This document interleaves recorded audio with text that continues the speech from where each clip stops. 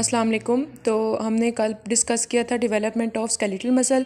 आज हमने smooth muscle की और कार्डियक मसल दोनों की डेवलपमेंट पढ़नी है। अब स्मूथ मसल की डेवलपमेंट जो है, जो स्मूथ मसल फाइबर्स हैं वो मीज़नकाइम से तो आएंगे जिस तरह स्केलेटल मसल है थे, लेकिन यहाँ पे उन्होंने थोड़ा स्पेसिफिक कर दिया है स्प्लान्कनिक मीज़नकाइम से हमारे पास स्मूथ मसल फाइबर्स डिफ्रेंशिएट होंगे। को याद होगा कि जब बायलैमिनर एम्ब्रियोनिक डिस्क बनती है, ठीक है, तो वही बाद में डिफ्रेंशिएट होकर ट्राइलैमिनर एम्ब्रियोनिक डिस्क बनती है और एपीब्लास्ट, हाइपोब्लास्ट और सॉरी वो फिर उसको बोलते हैं एक्टोडर्म, बीच दरमियान में होती है मीज़ोडर्म और फिर नीचे होती है एंडोडर्म। ठीक है, वही हमारे पास मीज़ोडर्म जो है वो बाद में डिफ्रेंशिएट होती है इंट्रा एम्ब्रियोनिक सीलोम के अंदर, और वही आगे जाके दो तरह की उसमें डिवाइड होते हैं, एक स्प्लान्किक मीज़नकाइम में और एक सोमैटिक मीज़नकाइम में। तो जो स्प्लान्किक मीज़नकाइम है वहाँ से वो वहाँ से डिफ्रेंशिएट होते हैं स्मूथ मसल फाइबर्स।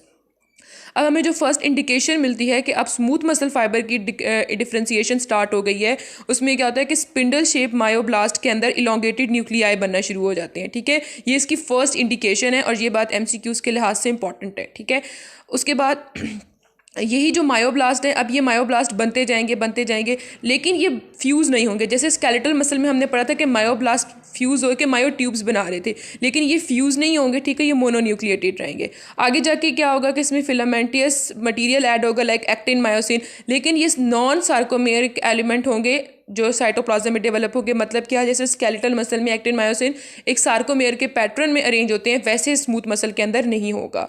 उसके बाद हमारे पास एक्सटर्नल लैमिना होगा, वो एक्सटर्नल लैमिना की डेवलपमेंट होगी, वो उसके एक्सटर्नल सरफेस को कवर करेगा और फिर उस एक्सटर्नल लैमिना के अंदर ऑटोनॉमिक इनर्वेशन स्टार्ट होगी जो स्मूथ मसल को सप्लाई करेंगे। इसमें एक्सेप्शंस आ जाती हैं, इतनी डीप डिटेल में जाने की ज़रूरत नहीं है।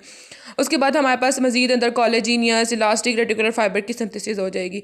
बस इतनी सी डेवलपमेंट हमारी केएलएम में बताई हुई है, हमने इतनी सी करनी है।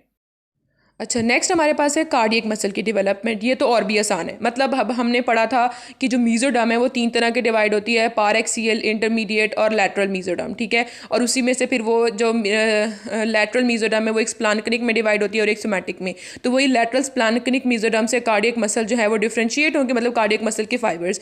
और हार्ट मसल की फर्स्ट रिकग्नाइजेबल एम्ब्रियोनिक लाइफ में कब होता है? 4th week of embryonic life. ठीक है, ये बात 4th week of fetal period, ये बात आपने याद रखनी है। उसके बाद हमारे पास क्या होता है कि अब मायोब्लास्ट जो बनेंगे वो एक दूसरे के साथ एडहेयर करेंगे, जिस तरह स्केलेटल मसल ने किया था। लेकिन स्केलेटल मसल में क्या हुआ था कि उसकी सेल मेम्ब्रेन डिसइंटीग्रेट हो गई थी और वो मल्टी न्यूक्लिएटेड हो गए थे। लेकिन कार्डियक मसल के अंदर क्या होगा कि वो डिसइंटीग्रेट नहीं होगी, उसकी सेल मेम्ब्रेन इंटैक्ट रहेगी, और वही जो सेल मेम्ब्रेन इंटैक्ट रहेगी वो एक एरिया बन जाएगा फ्यूजन का, जहाँ पर डेवलपमेंट होगी इंटरकलेटेड डिस्क की। ठीक हो गया।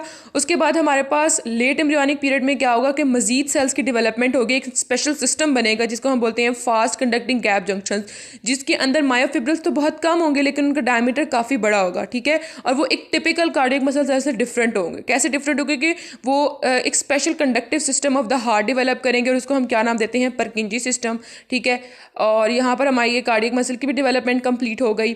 और इंशाल्लाह अब हम नेक्स्ट हमारा लिम्ब की डेवलपमेंट रहती है और हमारे पास वर्टिब्रा की रहती है, उसमें से सिर्फ वर्टिब्रा इंपॉर्टेंट है। उसकी वीडियो इंशाल्लाह मैं जल्द अपलोड कर दूँगी, और बर्ड डिफेक्ट्स की भी जो इंपॉर्टेंट चीज़ें हैं वो भी इंशाल्लाह जल्द अपलोड हो जाएंगी। तो लाइक करें, शेयर करें, सब्सक्राइब करें। अल्लाह हाफिज़।